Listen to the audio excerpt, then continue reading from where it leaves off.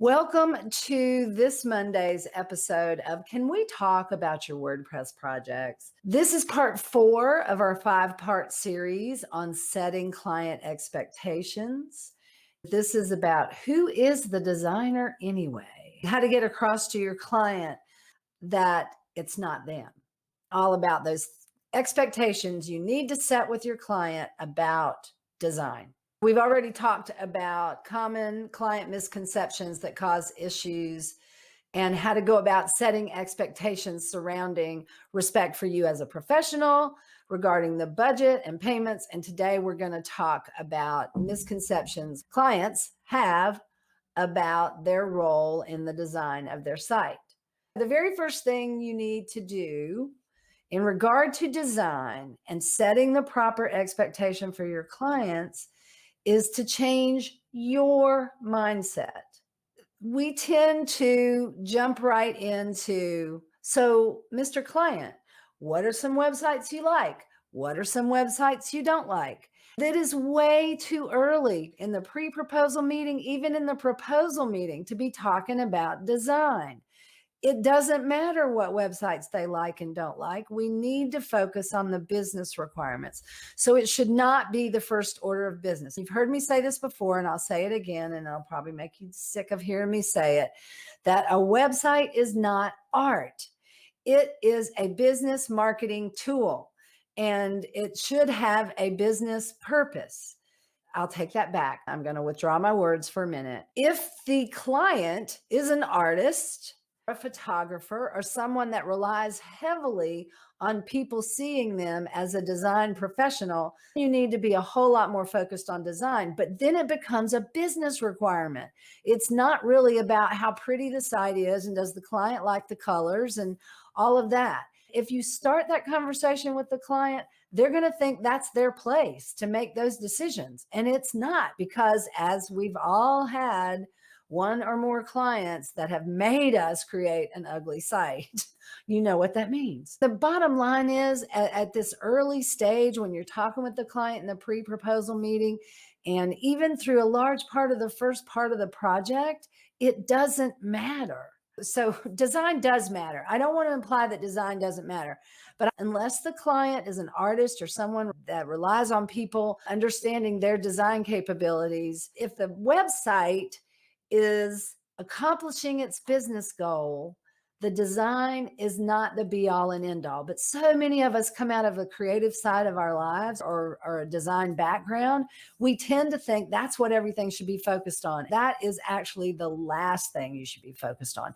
Not that you shouldn't be focused on it. It's just in the hierarchy of things, it should be the last thing. So stop asking derailing questions. You're derailing your own progress by asking the client to give you subjective information about what they like and don't like. When you're doing discovery, it needs to be focused on the business requirements. So what does your client need to know about the design aspect of the project? Well, just like you, they need to know a website is not art. Now, do you come right out and be as blunt as me and say, look, your website is not art? That's probably not very smart. No, you probably don't want to do it that way, but you need to guide the client so they don't get the idea their website is art. They need to know why the design comes last, because that's different than the way most developers do it. They need to know you are the designer, or the team member that's been designated as the designer is the designer. They need to also know when and how their input will be needed and used for design. So let's talk about some direct and indirect ways you can go about setting these expectations. First of all, break the job down in a way that sets design in its proper place. Content and function and some technical stuff should actually drive the design, and no decisions on design other than possibly brand colors and logo and those sorts of things if they already have them. And then that becomes actual content. None of those decisions should be made until the decisions are made about content specification and the functional and technical requirements. See, content drives design because it's the client's overall message. And then functional and technical requirements drive design because let's say, an e-commerce site that looks very different than an attorney's brochure site. And an e-commerce site that sells physical wacky toys to kids is going to look very different than a site that sells digital downloads of scholarly articles. If you design before you completely spec out content, the function, and the tech, you're going to be trying to shove the other into the design, and it ends up being so much harder. I don't understand why we do it that way, or why so many people do it that way. Let's assume you've put the design where it belongs in the development process. How do you go about setting the client's expectations about this?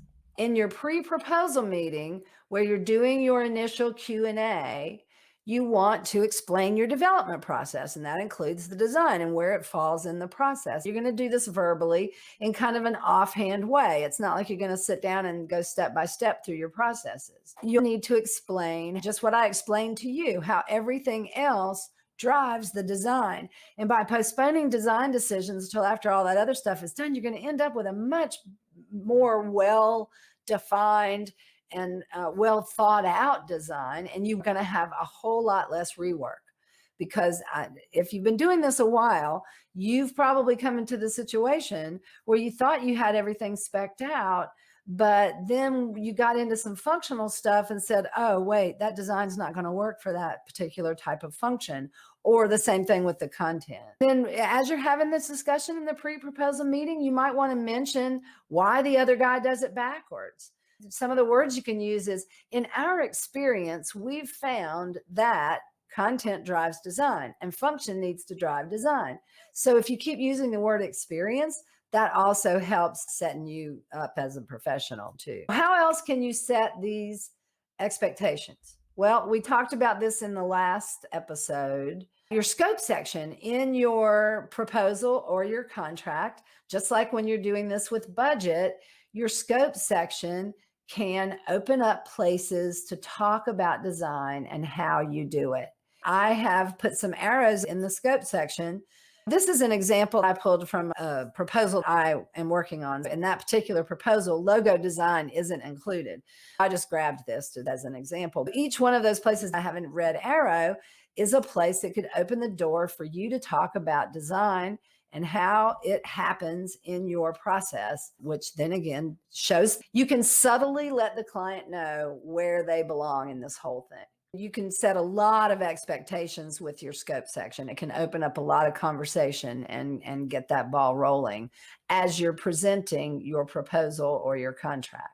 The roles and responsibilities works the same way. Make sure you note who's doing what. And when you spell out what a WordPress web designer does and it has your name by it, this particular description doesn't talk a lot about the design because this is for a redesign. It's not going to require a whole lot about design. We're just adding content.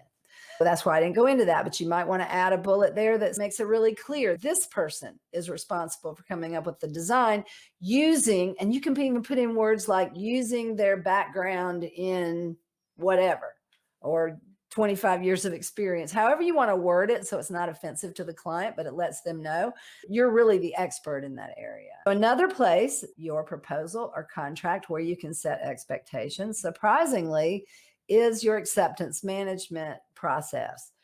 We teach setting acceptance criteria up front. When I'm reviewing this section of the proposal, a lot of times I'll say, the way this acceptance management process works is first we decide what is the criteria for acceptance of the design elements. What are the right colors, the right fonts?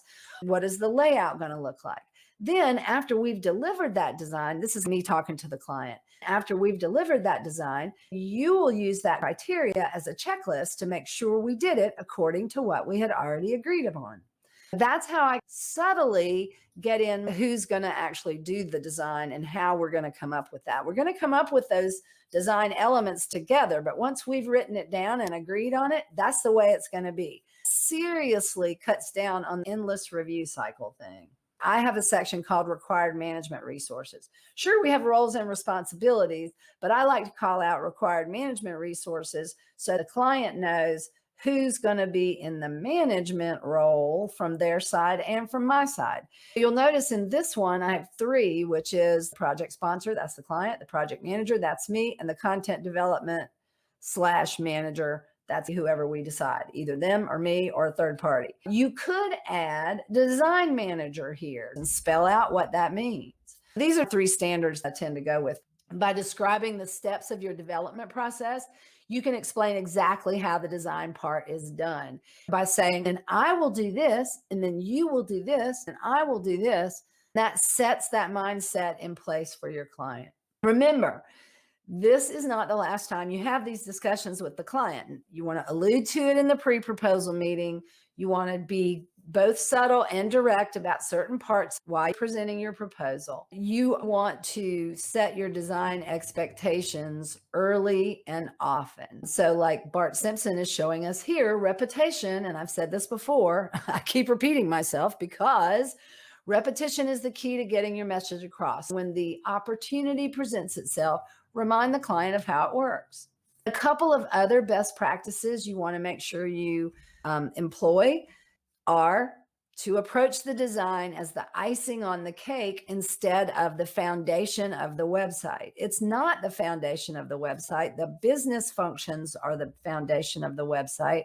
The design that goes around it is the icing on the cake to just pretty it up. I'm so afraid that I'm implying that design is not important. It is. It's really important, but it's not the first and primary thing you talk about. If you do it this way, you're going to be seen as more of a professional because you're focusing on the business needs first. You're using that input to create the design. All of this stuff I have shared with you today about what to do in the pre-proposal meeting and what to do in the proposal meeting. It only works if you always do a walkthrough. You can do this walkthrough face-to-face. You can do a Zoom call. You can do like our friend Michael does, where he does a walkthrough video he sends with the proposal. That's way more acceptable now in our current situation. Even when COVID's over, I think that's still going to continue be a lot more acceptable in the proposal presentation world because folks have just gotten used to it and they've gotten used to the convenience of it all. If you send me a proposal and a walkthrough video, and I don't have to do that during the business day. I can do that at 2:00 in the morning if I'm up and worried about my business, whatever I'm doing. So I think people are going to get hooked on the convenience of this. That's all I have for you today on how to set client expectations regarding design and how to hopefully change your mindset about design being the first thing you focus on. This Friday, we will continue this discussion and hopefully we'll find out what many of you do to set expectations around design. That's in our Friday chat session. We do this in our Facebook group every Friday at 11 o'clock Eastern. Go to Facebook, search on WordPress project management, and you should find us. Just ask to join. There are 3 entry questions. We don't judge you on your answers. That's just there to keep the riffraff out. People who want to come in and spam us, once you start asking questions, they generally go away. Please invite your friends who you think might be interested in these topics. We'd love to have more people in the group. On Mondays, we always have this live training at 3 o'clock Eastern. Can we talk about your WordPress projects? In our 5-part series next week on Monday, we will cover how to set client expectations regarding common project problems and how to go about circumventing them. Things like scope creep, the content collection bottleneck, setting expectations for the client, understanding their own role and things like that. This episode of Can We Talk About Your WordPress Projects, as always, is brought to you by the WP Project Managers Academy. If you're interested, the basic membership is free. We'd love to see you. Just go to wproadmaps.com/join us, and everything you need to know about both the free program and the premium program is on that page. Until I see you again, folks, just remember, as always, to stay productive, stay strong, and never stop learning. See you soon, guys. Thanks for watching. Bye.